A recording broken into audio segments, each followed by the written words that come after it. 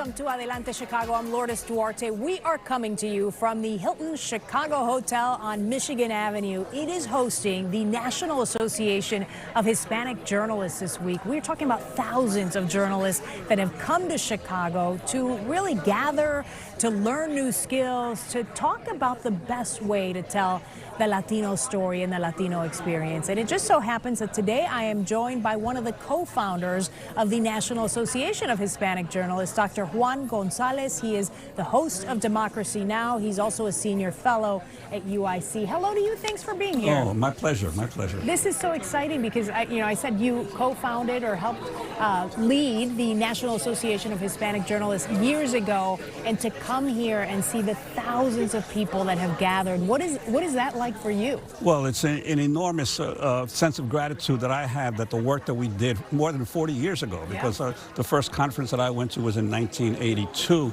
and we actually founded the organization in 1984. To see so many young people now who have gotten into the media.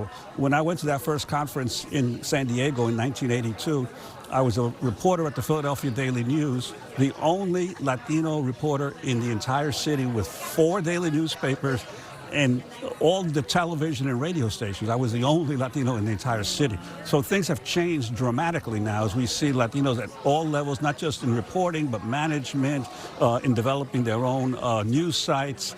So we're seeing an enormous growth of the Latino presence in American media. Yeah.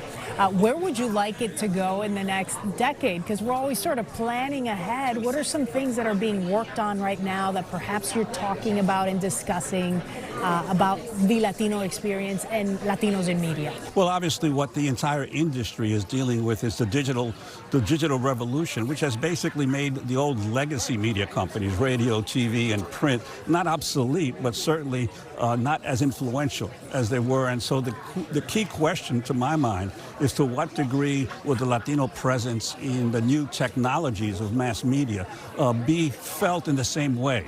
Because unfortunately, TV did increase. We see lots of African Americans and Latinos on television these days, but we're still seeing problems, especially at the ownership and management level in the digital companies that now dominate, whether it's social media or news platforms. And so we've got a lot of work to do with big tech in seeing that they diversify their news staffs as well as the old legacy media did. That they're also doing the same. That makes sense. You know, I think when we all come here together and we talk about the best way to highlight and tell the Latino story, I think oftentimes people think, oh, if it's a Latino story, it has to deal with immigration, and that's not necessarily the case. So what types of stories and things are you looking at to address, other than obviously big tech and media and TV, legacy TV? Well, clearly, the growth of the Latino population means that almost any major story in America today, there's a Latino involvement. Whether it's public education, we're seeing the enormous growth.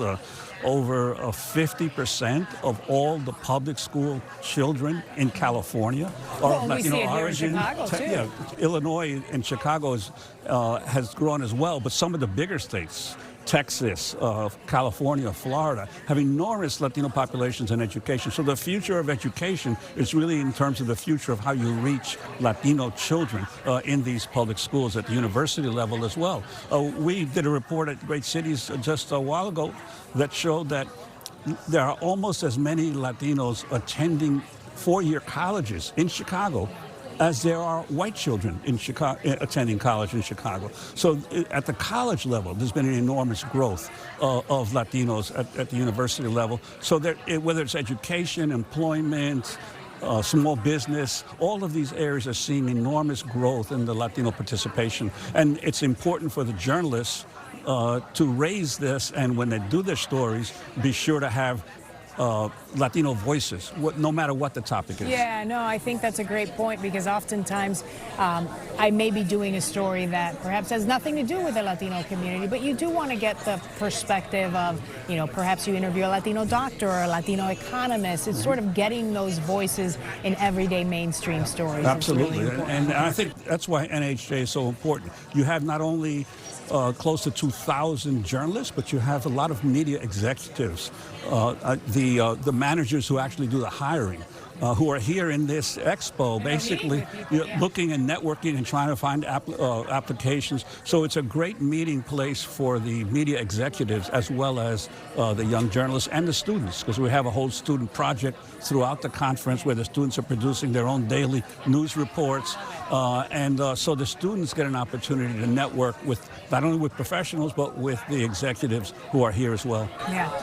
I want to take a moment to talk about sort of your role in the industry through the years. I am immensely proud of the fact that now we can claim you as a Chicagoan, because you're at UIC working with the Great Cities Institute now. You have so much a depth of knowledge that I think people are so excited to have you here and happy that you're a part of Chicago.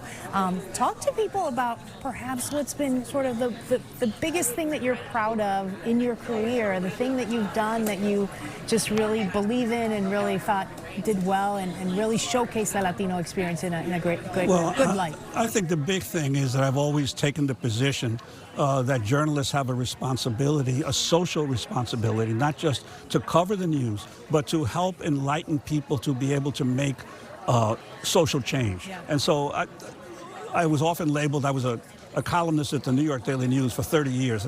A lot of people labeled me an advocacy journalist.